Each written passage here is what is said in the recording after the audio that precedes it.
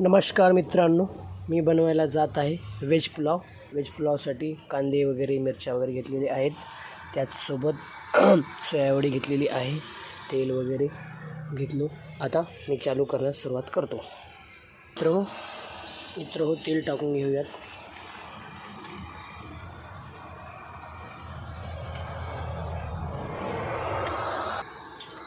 जिरे टाकून घेऊयात मित्रांनो. कांदे टाकूयात मित्रांनो. चांगल्या प्रकारे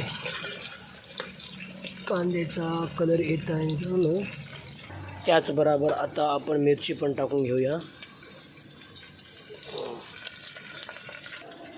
याचबरोबर आपण टमाटर पण टाकूया.